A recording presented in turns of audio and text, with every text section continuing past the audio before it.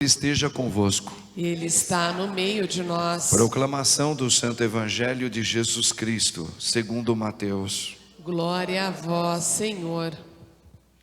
Naquele tempo, Jesus disse aos discípulos: em verdade vos digo, dificilmente um rico entrará no reino dos céus. E digo ainda, é mais fácil um camelo entrar pelo buraco de uma agulha do que um rico entrar no reino de Deus. Ouvindo isso, os discípulos ficaram muito espantados e perguntaram: então, quem pode ser salvo? Jesus olhou para eles e disse: para os homens isso é impossível, mas para Deus tudo é possível. Pedro tomou a palavra e disse a Jesus: vê, nós deixamos tudo e te seguimos. O que havemos de receber?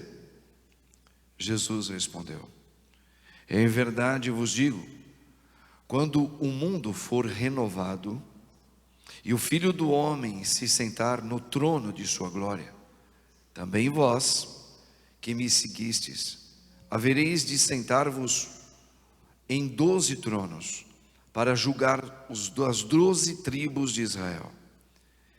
E todo aquele que tiver deixado casa, irmãos, irmãs, pai, mãe, filhos, campos, por causa do meu nome, receberá 100 vezes mais, e terá como herança a vida eterna. Muitos que agora são os primeiros serão os últimos, e muitos que agora são os últimos serão os primeiros. Palavra da salvação. Glória a vós, Senhor. Amém, Jesus. Louvado seja o nome de nosso Senhor Jesus Cristo. Para sempre seja louvado. Rogai por nós, Santa Mãe de Deus, para que sejamos dignos das promessas de Cristo. Irmãos, vamos lembrar que nesse domingo, primeiro dia da semana, o Senhor nos exortou que Ele não veio trazer a paz, que Ele veio trazer a discórdia, que Ele veio trazer o fogo sobre a terra, e como Ele deseja que esse fogo já esteja aceso. Então, todo o caminho desta semana é em cima dessa composição de raciocínio do domingo, antes de ontem. Todos os dias da semana, é como se você fosse degustando pedacinhos e pedacinhos do que Ele disse no domingo, e vai dizendo as mesmas palavras e vai decifrando no nosso dia a dia. Então, por exemplo, hoje, nessa terça-feira, o Senhor fala que muitos, Ele não fala que todos, atenção, Ele não fala todos, muitos, não todos, que hoje são os primeiros que vivem nesse mundo, né, serão os últimos. E muitos, não todos, que são os últimos neste mundo, serão os primeiros. O Senhor Deus nunca generaliza, porque Ele sabe que tem muitas pessoas que hoje têm grandes condições de vida econômica, de prestígio, de fama, mas que são boas. Existe no nosso, surpreendentemente, tem empresários tementes a Deus, preocupado com o outro, tem. Surpreendentemente, não aos nossos olhos, mas existem até pessoas envolvidas na política que têm boas intenções, verdadeiras, mas não é a maioria, não é a maioria. E muitos que hoje sofrem, são apequenados, não têm também condições, mas também dificilmente entrarão no reino dos céus. Porque a questão não é ser economicamente rico ou economicamente pobre. Tira isso daí. Não é assim que Deus está ensinando a gente. Quando você ouvir falar rico, Jesus na Bíblia, falar rico, não está falando necessariamente de quem tem dinheiro, quem tem muitos patrimônios. Não, de modo algum. A palavra riqueza, quando o Senhor nos exorta diante desse termo bíblico, rico, como é difícil um rico entrar no reino dos céus. Poxa, coitado de quem que lutou muito, tem hoje uma condição boa. Coitado, né? Então quem é rico não pode ser, não. Rico aqui, que Cristo está dizendo, é aquilo que o meu coração faz como riqueza. Qual é a minha maior riqueza? É a vida de Deus? Em Deus? Não. A minha maior riqueza pode ser muitas coisas, menos Deus. É isso que ele está dizendo. É isso que ele está dizendo. E se Deus não é o meu maior tesouro, eu vivo a morte. Ele disse: deixe que os mortos enterrem seus mortos. Para vós, isso é impossível, mas para Deus tudo é possível. Disse para Pedro, no outro momento: tu não pensas como Deus, mas sim como os homens. O que significa pensar como os homens e pensar como Deus? Pensar como Deus é aquele que tem a vida, e pensar como os homens é aquele que tem a morte. Pensa um pouquinho. Todo o raciocínio bíblico, o Senhor nos exorta sobre ser rico e ser pobre de espírito. Tudo. A Bíblia fala de um casamento, e vai falar de um casamento entre a criação predileta dele. Qual é? Eu e você, os seres humanos. Um casamento com quem? Com o noivo. Quem é o noivo? Deus, que tem um nome, e é um da nossa espécie. Um da nossa espécie. Quem? Jesus Cristo, que é Deus, como o Pai é Deus, no Espírito Santo, que também é Deus. Então, a vida, ela provém de quem? Do Criador. Se você ler o Gênesis, os 2, 3 primeiros capítulos, está dizendo lá, toda a criação. E é na criação Deus deixa bem claro ali, né? Que tudo que Ele criou tem a vida dele. Ele deu a vida para tudo. Ele deu a vida para as estrelas, para os luminários, que são as estrelas, a lua, o sol, as galáxias que existem. Tudo tem vida de Deus. Foi Deus que deu a vida. A vida está nela, por isso que elas existem. Deus colocou vida nas plantinhas, nas flores, na semente, no mar, na água. A água é vida. Tem a vida. Por que tem vida? Porque provém do Criador. Bom, e nós? Nós também temos a vida. Nós também temos a vida. Só que o Senhor soprou o Espírito sobre a criação predileta dele, nós. Soprou o quê? A vida dele, a vida plena. Por isso que ele disse, leia lá, para vocês não se confundirem. Disse para quem? Para o homem da nossa espécie: dominai tudo que foi criado, eu lhe darei o dom e o poder de dominar tudo. As feras que se rastejam na terra, que existem na terra, no mar, as plantas, tudo eu vos darei para tu dominares. Porque foi dada a vida dele para nós. A partir a vida é a vida de sentir o que Deus sente. Isso é vida. Só que o homem perdeu isso, vocês sabem, perdeu isso. O homem quis andar sem a vida de Deus. Então ele vive o quê? Morto. Não morto de óbito. Não morto porque ele não respira. Não. São pessoas que, muitas pessoas existem, são homens e mulheres, e não creem em Deus. Elas trabalham, elas ganham dinheiro, tem muita gente famosa, tem muita gente que tem alegria, que sorri, que viaja. Só que essas pessoas, perante a fé, tem nada a ver com o mundo civil. Deus declarou: vivem a morte. Vivem o quê? Sem a vida de Deus. Existe, é um ser humano, tem como essência a vida de Deus, mas negou a vida de Deus e vive por si mesmo. Ezequiel hoje na primeira leitura está explicando isso. Soberba. O que é um espírito da soberba? É eu acreditar que eu não preciso da vida de Deus, da existência de Deus, para eu fazer as coisas acontecerem. Isso é soberba. E quem é soberbo é apegado. É apegado naquilo que ele conseguiu. Então, por exemplo, eu tenho 2, 3 casas, um apartamento, tenho isso, tenho aquilo, tenho carros, eu tenho roupas maravilhosas, eu tenho dinheiro no banco, né? Eu tenho muito dinheiro. Vocês ouviram uma frase dessa essa semana aí de um técnico de futebol. Eu tenho dinheiro, eu não dependo disso. Por que soberba? Porque é a minha riqueza. A minha riqueza é aquilo que eu posso fazer e posso construir. A expertise que eu tenho de administrar uma paróquia e trazer muita gente, e com a minha expertise gerar uma igreja linda, bonita como essa, num bairro pobre como esse.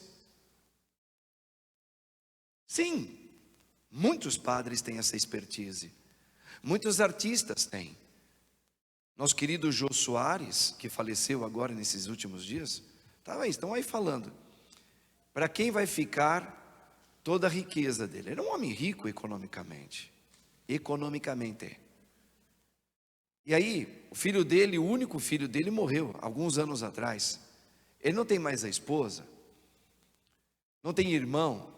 Então, estavam tentando quebrar a cabeça para quem vai toda a riqueza dele. Talvez para um tio, um primo, um sobrinho, alguém vai receber isso aí. E ele não levou nada. Então, a riqueza é onde está o meu coração.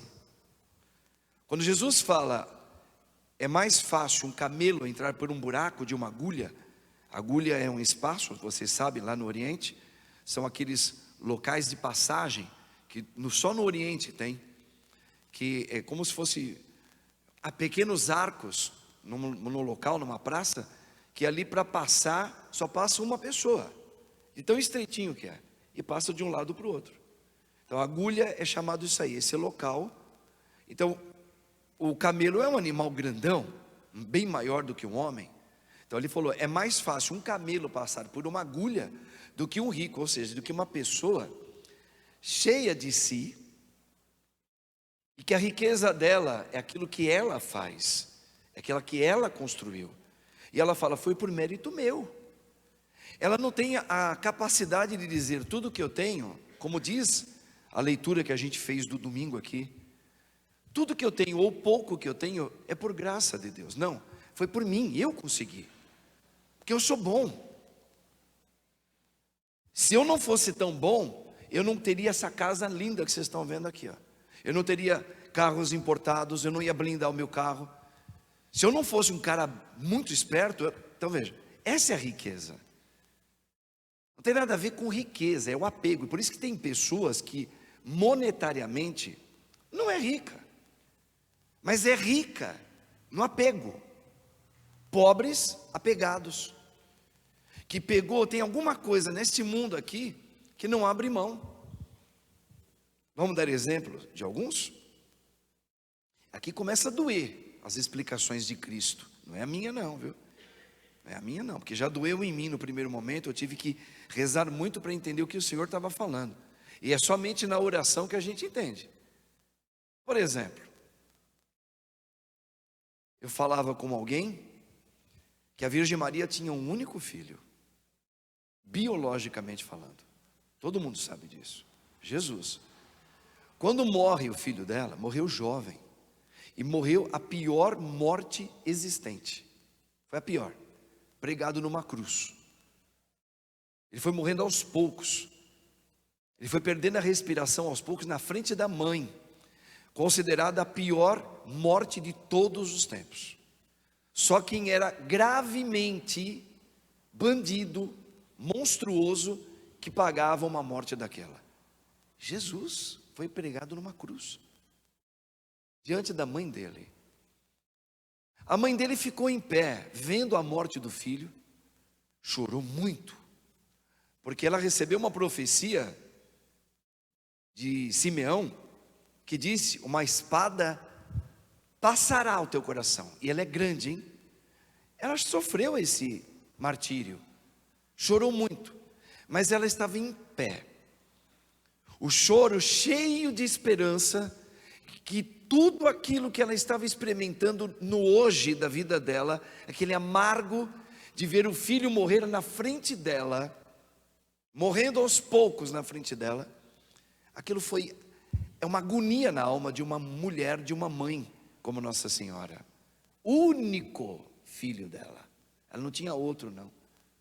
Agora ela tem um monte de filho, somos nós, mas ela só tinha ele.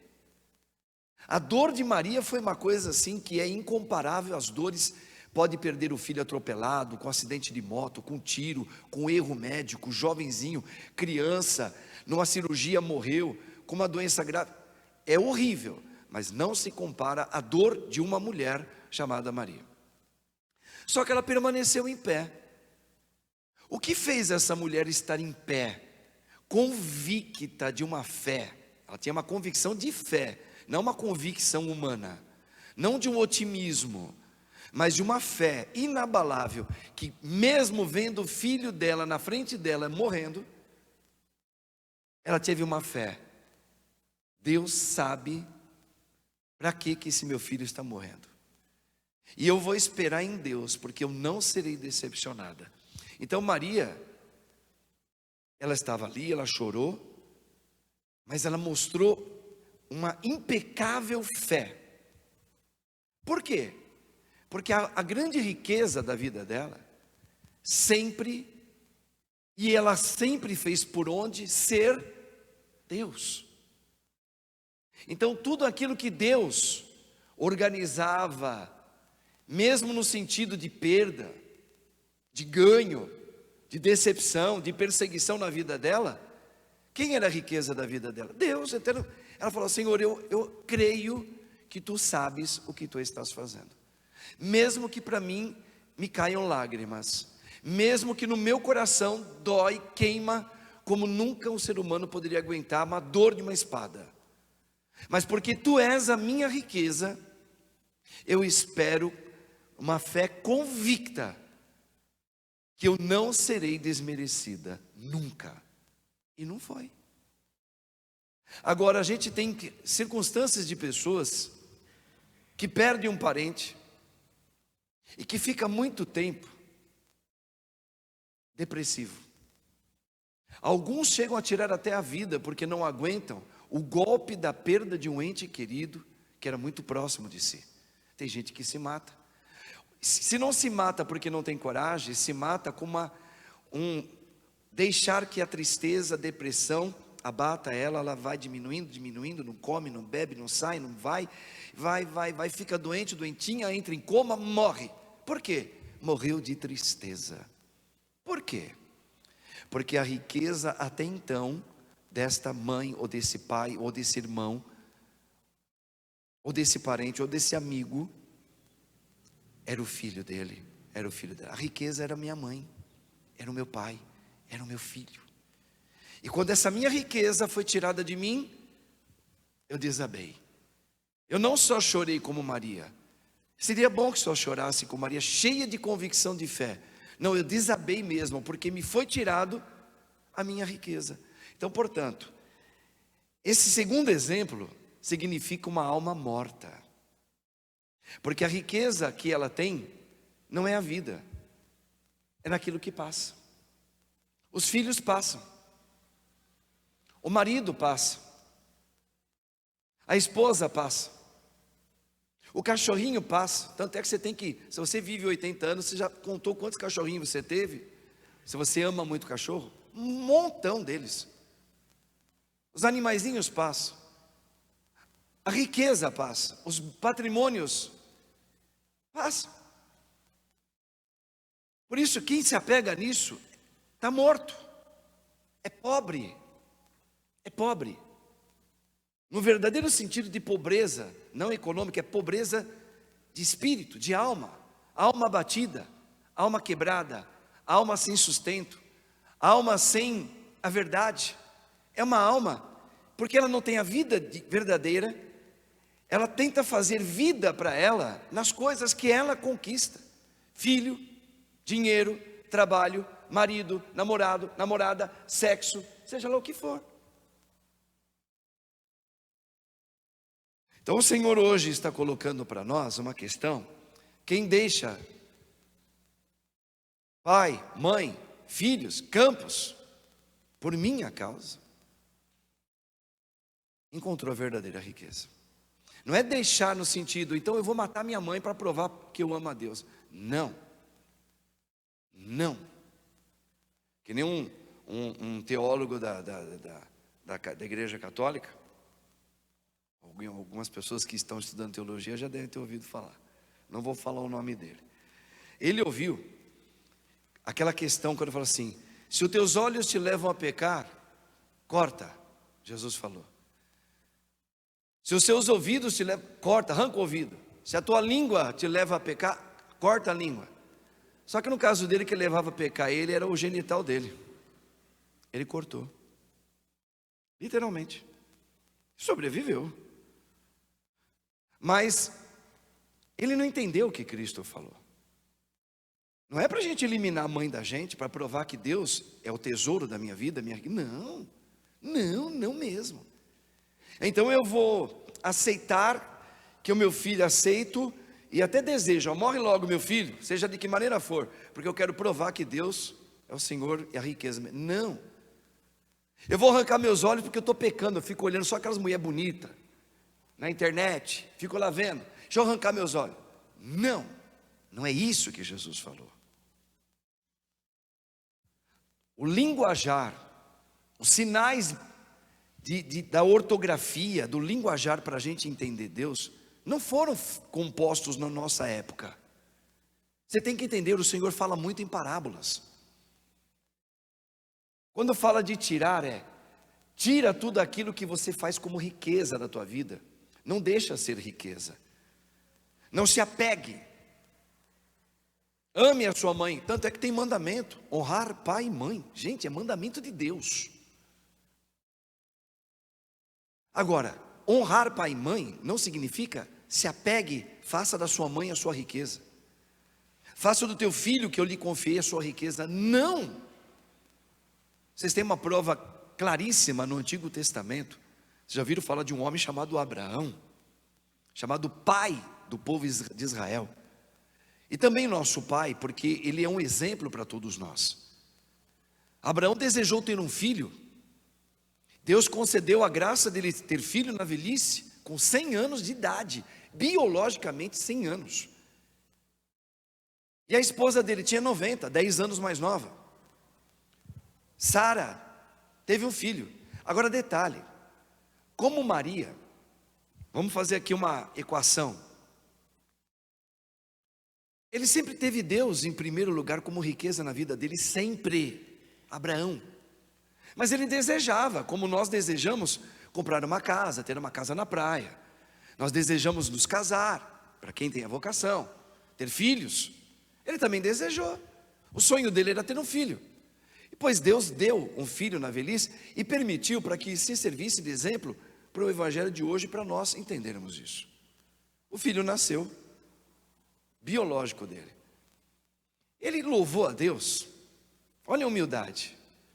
Obrigado, Senhor, se esse filho, o tanto que eu sonhei, o Senhor me confiou. E amou aquele filho de todo o coração.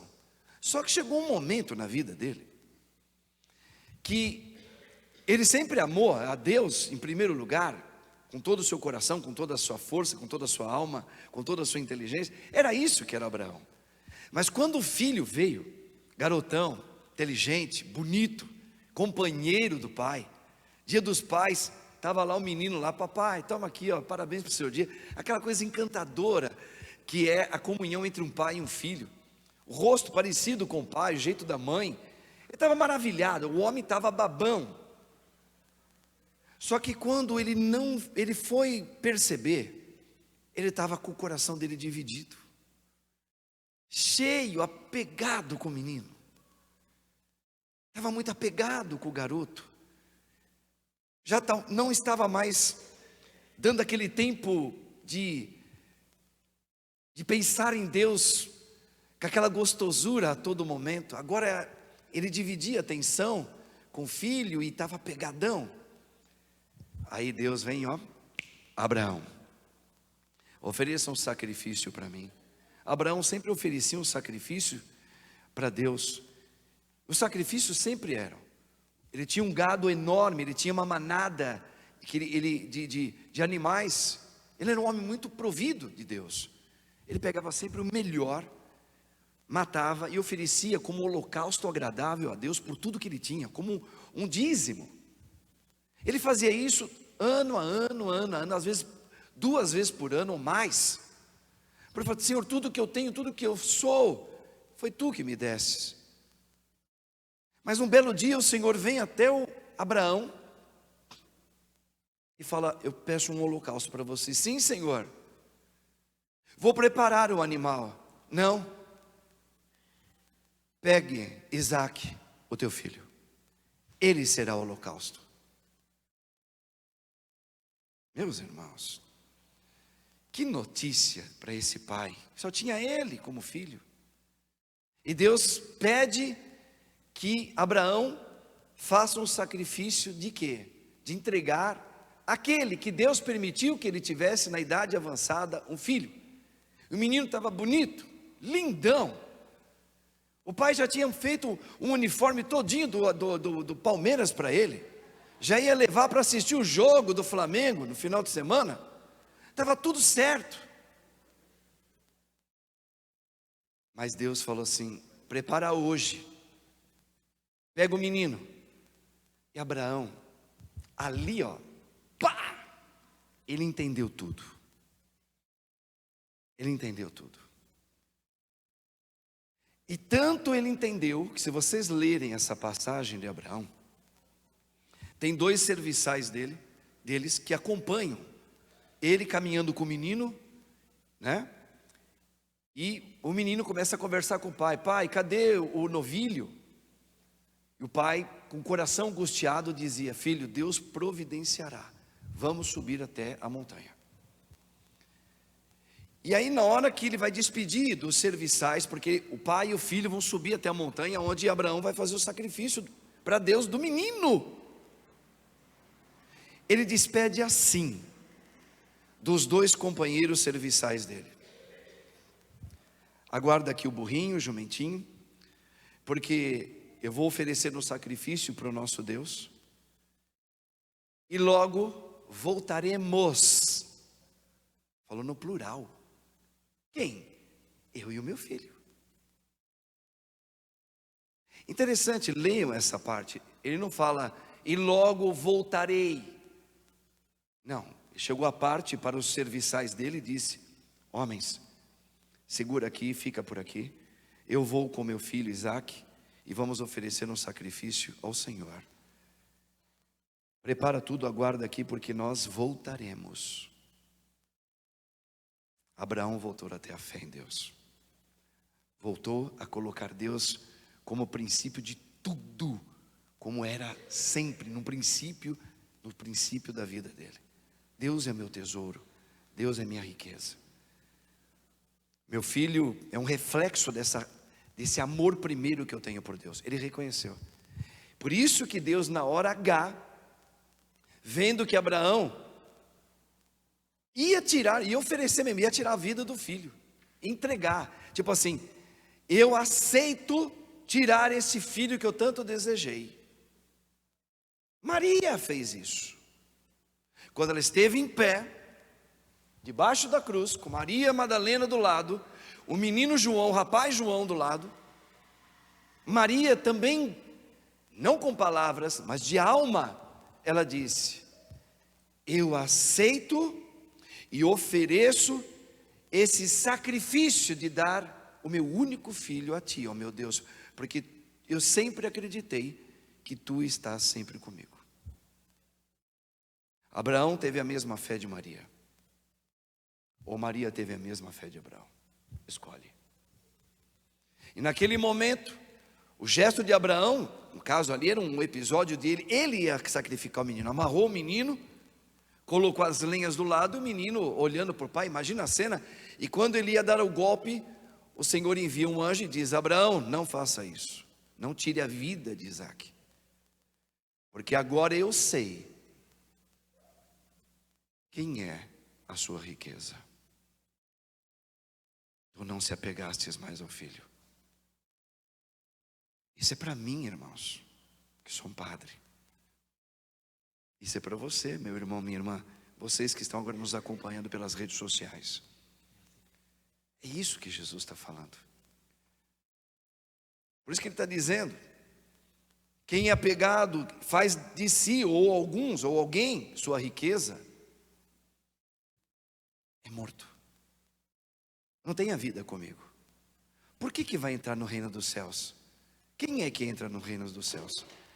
Quem ama em todo o coração Deus. O que nós estamos fazendo aqui? Um treino para isso. Você sabe que eu amo muito a minha mãe. Minha mãe está, graças a Deus, está no nosso meio. Por enquanto ela está, por enquanto eu estou. Deus já levou meu pai, Deus já levou tantos parentes nossos. E quando eu era pequeno, eu tinha aquela conversa que talvez muitos aqui tiveram: se um dia minha mãe morrer ou meu pai morrer, eu quero morrer junto com eles. Eu não vou aguentar. Eu não aguento. Por quê? Porque ainda mais eu com a minha mãe, né? Quando eu fiquei rapazinho, eu fiquei muito apegado com a minha mãe. Demais, na escola, eu via a minha mãe no alto, lá chegando, eu já chorava de emoção. Que eu queria sair da escola, é como se ela fosse a minha defensora, ela fosse meu anjo de guarda. Minha mãe foi tudo isso para mim. Então, eu não conseguia imaginar, porque eu ouvia falar assim: sabe a mãezinha do teu coleguinha? Sei, faleceu. Eu olhava para minha mãe, eu queria minha mãe, eu queria agarrar na minha mãe. Eu falei: não, mãe, que Deus não permita isso nunca na tua vida. Eu não quero ficar sem a senhora, nunca, nunca. Eu era criança, eu não tinha um segmento religioso. Eu não era um menino oracional, não era, apesar de minha mãe nos levar sempre no domingo, mas eu nem prestava atenção na missa. Então, mas Deus foi permitindo eu crescer. Eu tive experiências com Deus e fui também percebendo outras coisas. Isso é muito importante, irmãos. Mas você primeiro tem que conhecer a Deus. Você conhecendo a Deus, você se conhece, ponto. Aí eu começava a olhar para o meu pai, olhava para a minha mãe, eu já percebia que a minha mãe, entenda bem o que eu vou falar, por favor, ela não era a riqueza da minha vida. Ela pensava errado, um monte de coisa que eu não concordava. Depois que eu comecei a ter um caminho com o Senhor. Antes não. Antes o que a minha mãe falava era a opinião dela. Eu já ficava até trêmulo, porque a verdade absoluta está nela e está no meu pai também. Mas quando eu comecei a fazer uma abertura de coração para que a vida de Cristo vivesse em mim, devagarinho, respeitando a ordem dos meus passos, eu comecei a sentir uma verdade dentro de mim, que eu olhava para o meu pai e para a minha mãe, eu sempre honrei, mas eu comecei a entender que eles são tão humanos e pecadores como eu. Eu tenho uma gratidão e vou ter uma gratidão eterna por aquilo que é a minha mãe, por aquilo que foi o meu pai. Isso não tem preço na terra, mas incomparavelmente naquilo que é a verdade de Cristo na minha vida. A minha mãe também, como qualquer ser humano, tem as manias dela, tem as chatices dela, não é? Ela também tem as dificuldades dela entender, de aceitar, de acreditar em muitas coisas. E eu comecei a ficar triste, falei: mas a minha mãe também é assim? É, mas quem é que começou a me colocar isso? O Espírito Santo. Não para eu ficar decepcionado com a minha mãe, não, para eu ter amor, compaixão, entender como eu também sou frágil, tenho limites, sou capaz de não acreditar, ela também. E aí eu me apegava mais em Deus, porque eu falei: Senhor, só Tu és absoluto. Eu nem digo em relação ao meu pai, hein? Eu dei o exemplo da minha mãe, que sempre para mim foi e é aqui nesta terra uma primazia de intercessão para mim. Mas sempre eu olho para cima primeiro. Por quê? Porque a riqueza é Ele. Se eu tenho a mãe que eu amo tanto, é porque Ele me confiou essa mãe. Eu reconheço. Se ela tem as características que tem um coração doce, meigo, inocente muitas vezes, que tadinha, os outros até fazem ela de boba, tapeia ela, fala qualquer coisa, ela acredita. Que já me deu até problema na questão de igreja aqui. E eu herdei muitas coisas da minha mãe. Às vezes eu sou muito inocente, às vezes passivo, mas eu puxei um lado do meu pai também, explosivo, mas tem que me tirar muito do sério. Só que a minha explosão é perigosa, porque eu queria ser aquele que já explodia rápido. Porque quando eu explodo, eu quebro tudo, acabo com a brincadeira todinha, vamos embora, acabou e não tem mais nada agora. Isso é ruim, mas eu também descobrindo isso em mim, eu comecei a falar, está vendo, Senhor, como eu sou? Eu herdei porque eu vi o meu pai com esse gênio forte. E para mim ele não é um exemplo.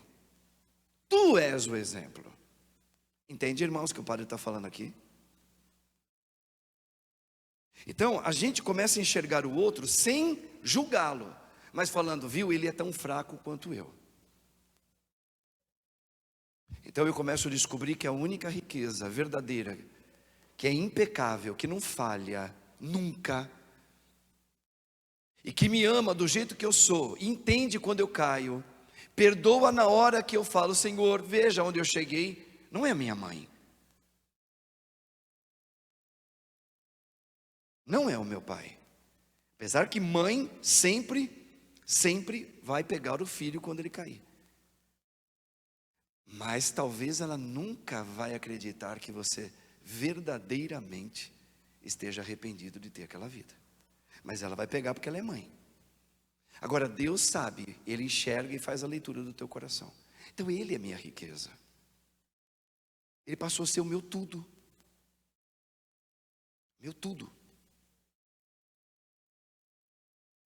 Entende, irmãos? Então assim, o que Cristo está colocando para mim e para você hoje nessa noite é a questão do apego.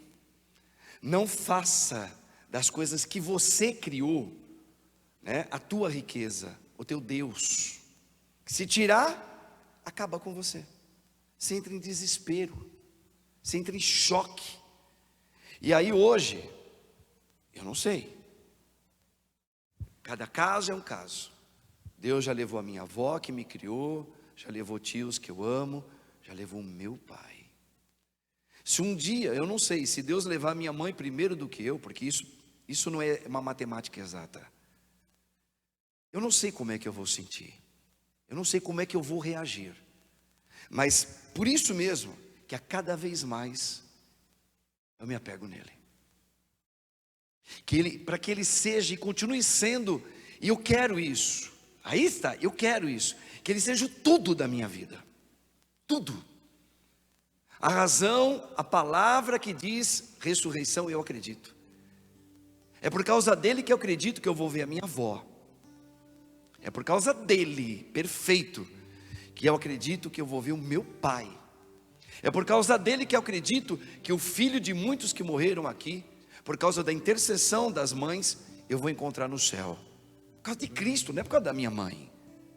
Não é por causa do dinheiro que eu consegui comprar essa casa, esse carro. Não, é por causa do Senhor.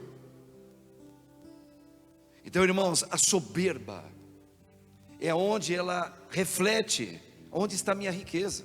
Está em mim. Eu sou como Deus. Então o Senhor hoje está nos ensinando e nos convidando a fazer uma experiência com Ele. Uma experiência de olhar para Ele. Quantas vezes eu me pegava numa virada de ano novo, de Natal, tá todo mundo rindo, todo mundo para lá, eu ia sozinho para o outro lado. Eu queria falar com Deus. Quantas vezes eu ia na praia? Foi poucas vezes. Mas as vezes que eu fui andar no mar, meus pais estavam lá, com os meus tios, numa mesa, muito bonita, eu gostava de ficar lá. Mas me davam uns comichões assim, é comichão que fala, né? Eu tinha que sair, eu tinha que andar, eu queria andar sozinho. Na verdade eu nunca andei sozinho, eu estava sós com Deus, eu queria falar com Deus. Sabe por quê? Porque eu sempre fui um rapazinho que desde a minha meninice, eu sempre fui muito tímido. Por isso eu tive muito poucas pessoas que gostavam de conversar com gente muito tímida. Eu não sabia falar. A pessoa falava: oi, tudo bem? Tudo. Aí puxava a conversa e eu cabeça baixa. Coisa mais chata. Só que eu não conseguia falar. Eu sabia falar, mas não conseguia. Eu tinha vergonha de falar, tinha vergonha de mim. Eu tinha vergonha de tudo de mim. Meu jeito, eu tinha vergonha do meu jeito. Então só tinha uma maneira para eu refrescar o meu coração, a minha alma, é estar a sós com Deus do meu jeito. Eu nem era orante, hein? Mas eu falava: ó Deus, eu estou me sentindo tão só. As pessoas não têm paciência. Eu parecia o Chaves. Ninguém tem paciência comigo. Verdade. Eu me lamentava com Deus, mas não na frente do meu pai, da minha mãe, hein? Não lamentava não. Mas com Deus, eu ficava olhando muito para o mar, para o horizonte. Eu ficava olhando e falava assim: meu Deus, por que eu sinto isso? Mas engraçado, eu sinto alguma coisa. Parece que eu estou sendo assistido. Por isso que me motivava eu fazer sempre isso. Eu tinha sempre um sentimento de que eu não estava só. Eu via as pessoas andando e eu andando sozinho. Andava, eu gostava, falei: vou andar até lá embaixo, depois eu vou voltar. E ficava falando comigo, falando com Deus. Olhava para o mar e falando: meu Deus, o que vai ser de mim? Eu sou mal nos estudos, eu não consigo me concentrar, eu não sei falar.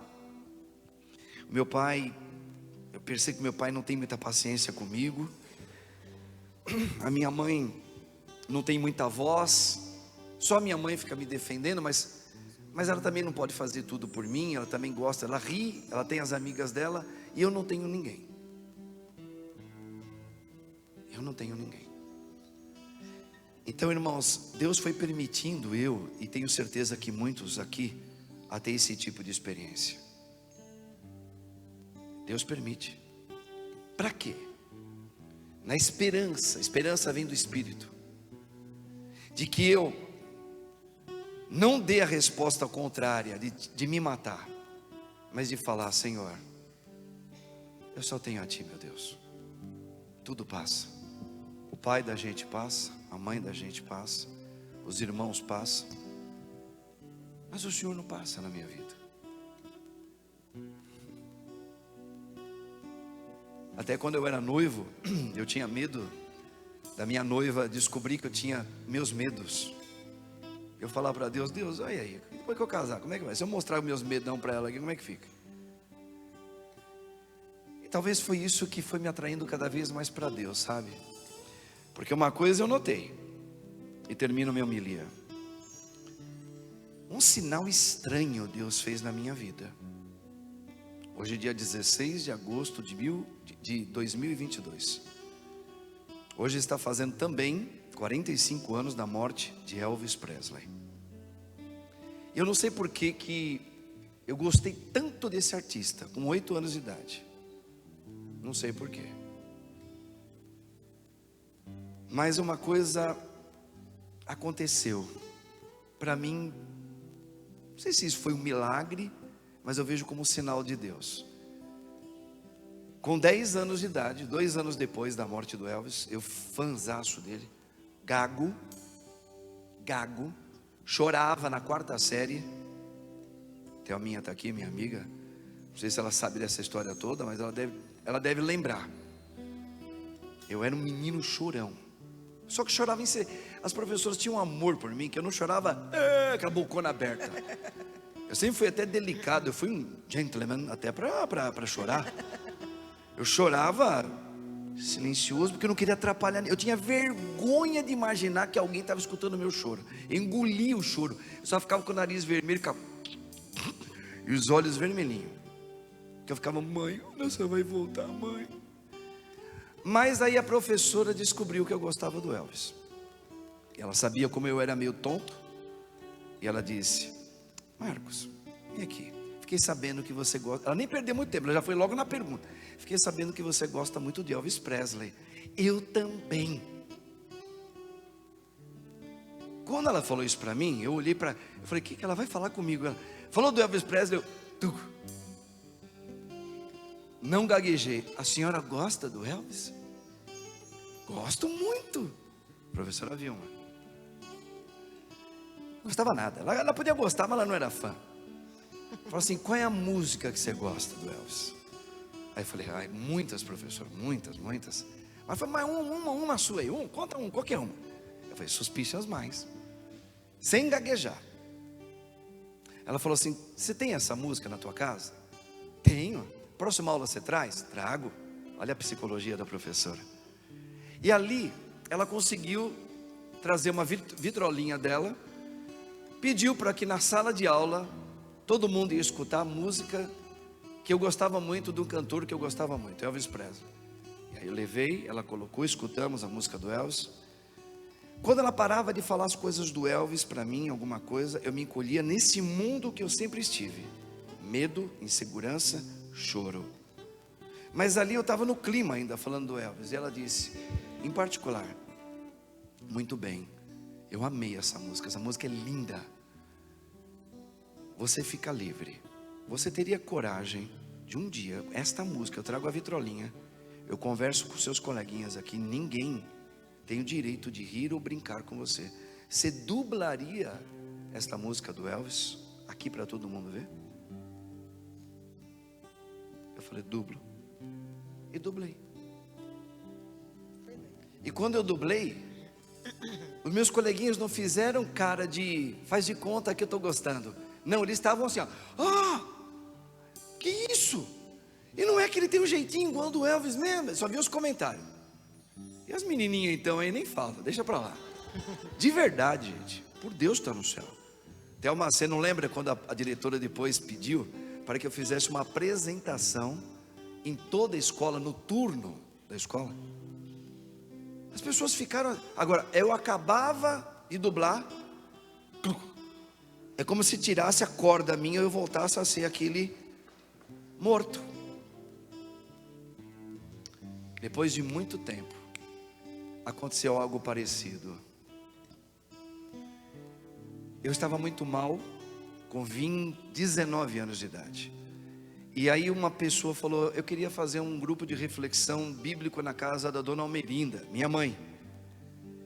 E eu estava lá, e não teve como escapar.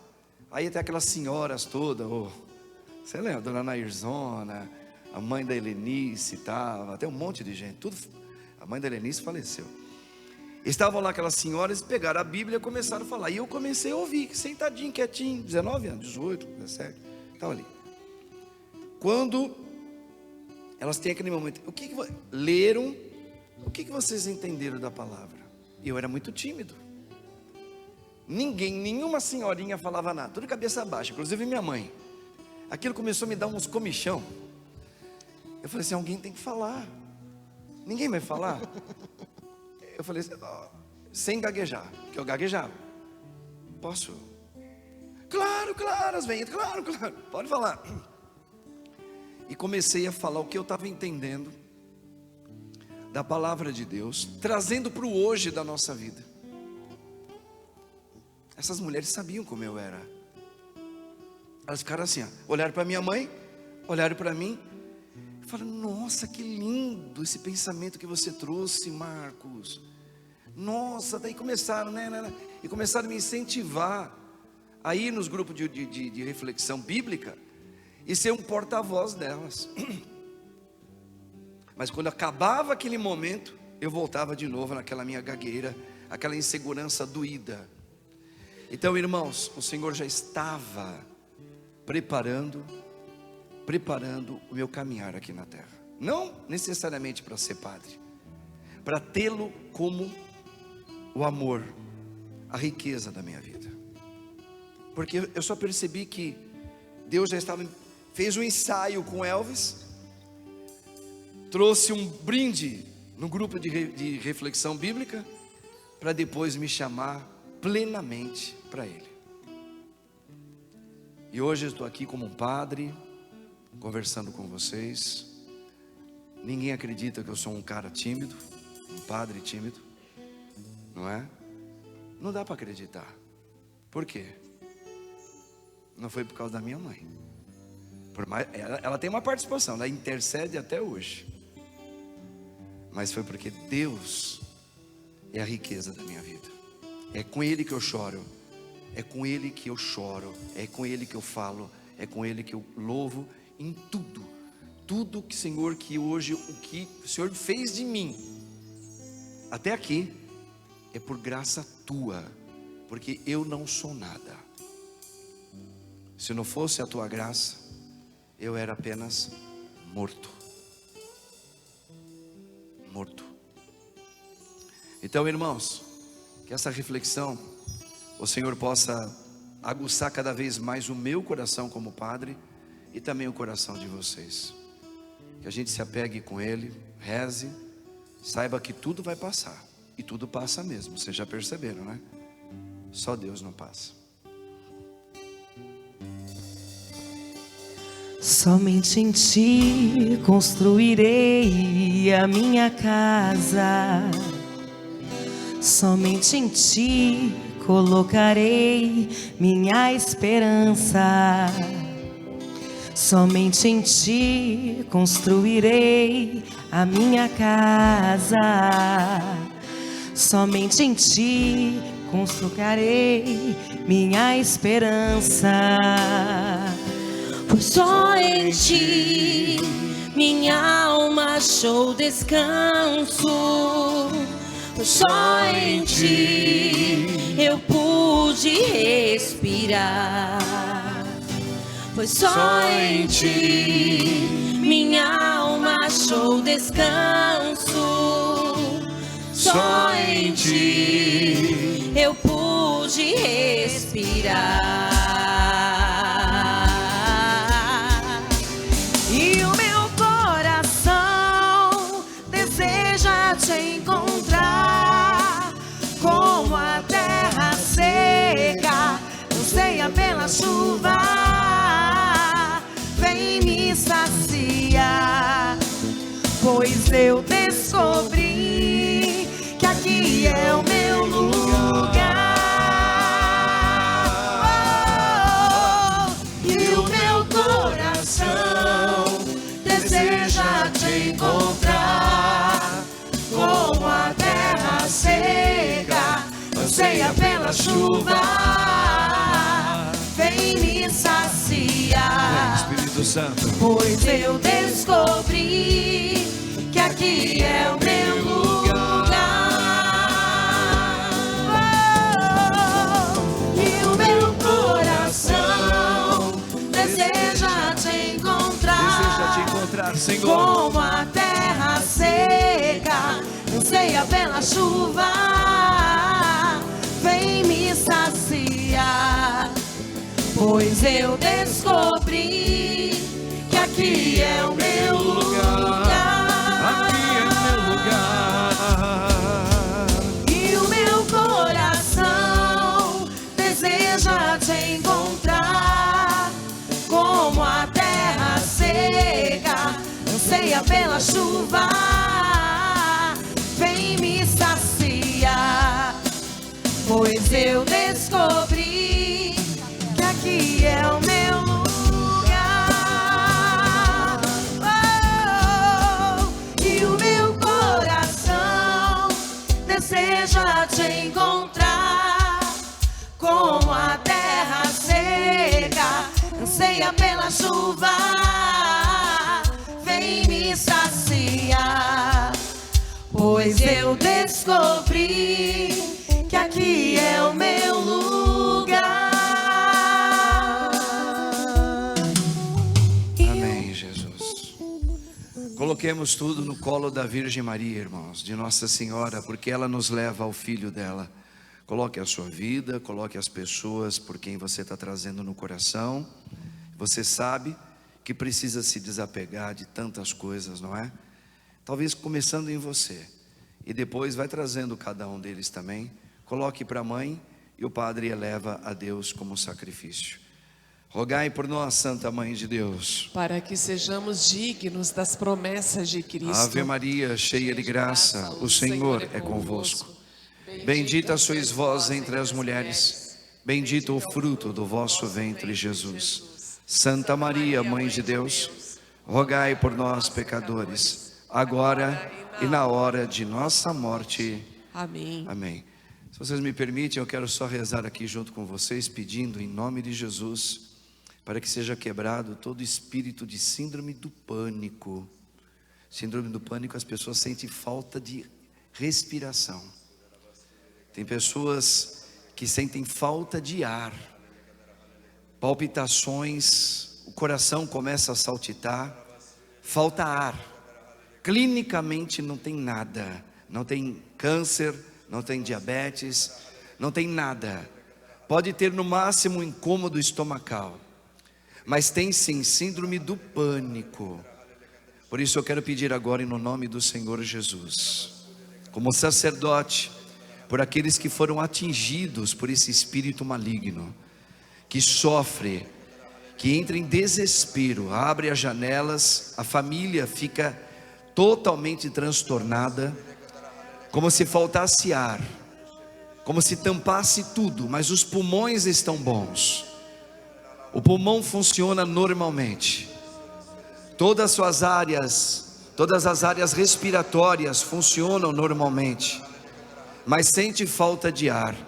Por isso, no nome do sangue de Jesus e no sangue de Jesus, eu clamo para que esta obra do inferno seja agora eliminada na vida de muitos, desses que trazemos no coração e aqueles que pediram as nossas orações, por intermédio da Virgem Mãe Maria, toda a obra do síndrome do pânico, porque assim foi dado o nome, do espírito maligno que atravessou no coração de muitas pessoas, decorrentes de baixa estima, de perdas, de solidão, levou a muitas pessoas, está levando muitas pessoas ao síndrome do pânico.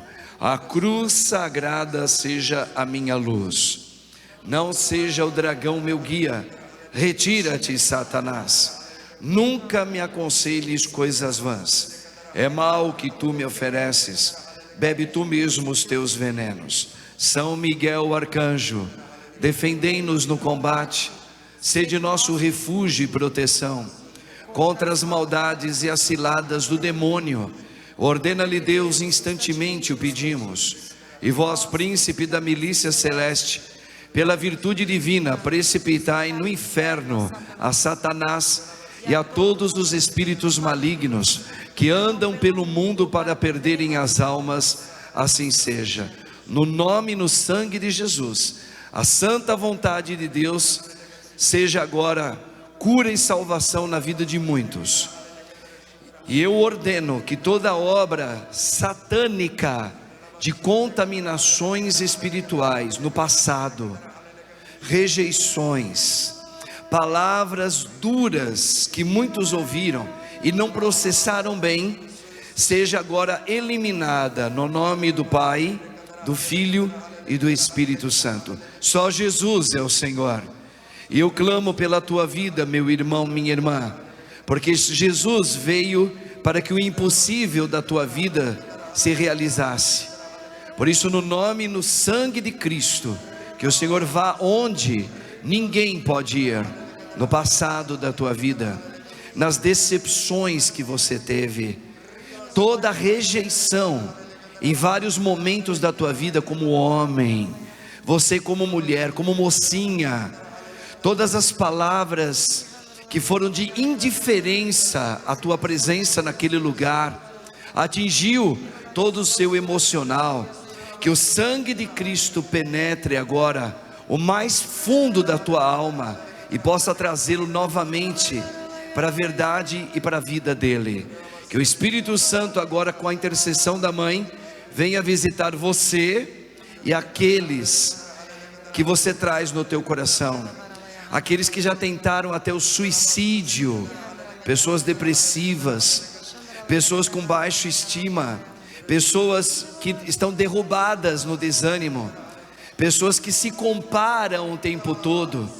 Você que tem um trauma com a vida da tua família, pai e mãe, por isso você é mal, você hoje é mal no teu matrimônio, você sofre no teu matrimônio e foge na igreja. Olha isso que o Senhor está colocando. O Senhor está tocando também agora a tua vida, como palavra de ordem, para que você entre mais e mais em vínculo de oração com o Senhor, porque o Senhor está tocando o teu coração agora.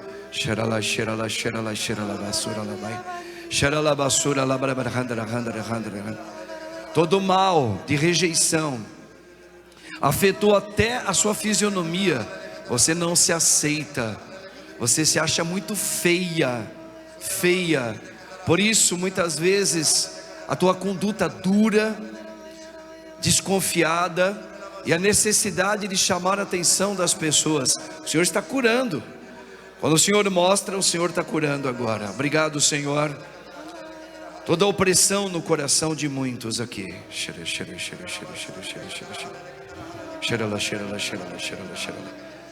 Obrigado, Jesus, pela tua obra. Obrigado, Maria, Senhora, nossa mãe, por muitos que sofreram esta rejeição maligna, Senhor. Que eles sejam restaurados por esta Santa Eucaristia, que elas sejam restauradas pelo teu corpo e pelo teu sangue. Glórias sejam dadas ao Pai, ao Filho e ao Espírito Santo, como era no princípio, agora e sempre. Amém. Podemos assentar, irmãos. Entrega tudo isso como sacrifício agradável a Deus.